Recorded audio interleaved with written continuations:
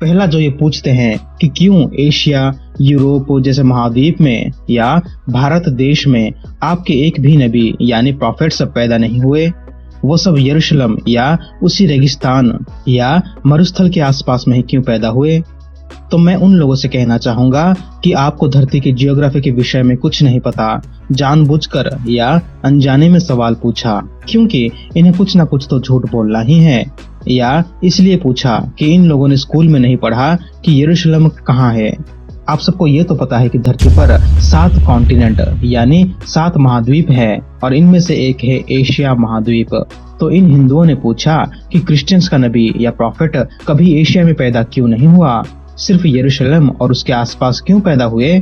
इनको शायद ये नहीं पता कि इजराइल एशिया महाद्वीप का ही एक देश है जैसा भारत है।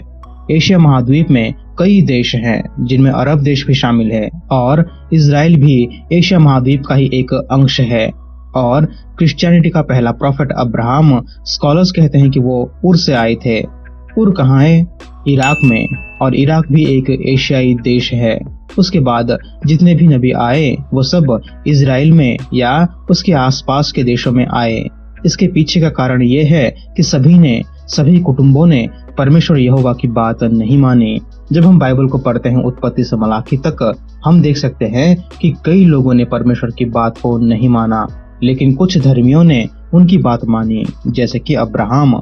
तो परमेश्वर ने मनुष्य जाति का उद्धार उन्हीं के वंश होगा और सारे नबी उन्हीं के वंश होंगे, ये उन लोगों को बताया। इसलिए अब्राहम, इसहाक, याकूब जो बाद में और आज तक इजराइल के नाम से जाना गया, उन्हीं के वंश से सारे नबी उत्पन्न हुए। ये सुन के कोई कह सकता है तो क्या यहोवा का संदेश सिर्फ इजरायली लोगों के लिए था? क्या सिर्फ इजरायली लोग चुने हुए लोग थे? तो इसका जवाब हमने इस वीडियो में दे दिया। इजराइल उस वक्त इसलिए चुने हुए थे क्योंकि उन्हीं के वंश हमारे उद्धारकर्ता का जन्म होना था। दुनिया के बाकी लोगों ने यहोवा को स्वीकार नहीं किया। दुनिया के लोगों को पता था कि यहोवा ही परमेश्वर है, लेकिन वो झूठे देवताओं के पीछे पड़ के यहोवा को भूल गए। तो शॉर्टकट में जवाब ये है कि इजराइल एशिया महाद्वीप का ही एक देश है। ये सवाल पूछ के आपने अपनी अज्ञानता को प्रस्तुत किया है। अब मैं ये सवाल उल्टा करके इन हिंदुओं से पूछना चाहता हूँ, आपके भगवानों के अवतार सिर्फ भारत में ही क्यों पैदा हुए? आपके भगवान सिर्फ एशिया महाद्वीप में ही क्यों पैदा हुए? दुनिया में इतने सारे महाद्वीप हैं, Antarctica, Australia, north America, south America है, लेकिन आपके ग्रंथों में तो सिर्फ भारत के विषय में ही लिखा गया है। सारे भगवान इसी भारत में ही पैदा हुए। क्या आपके भगवानों को दुनिया के बाकी लोग पसंद नहीं थे?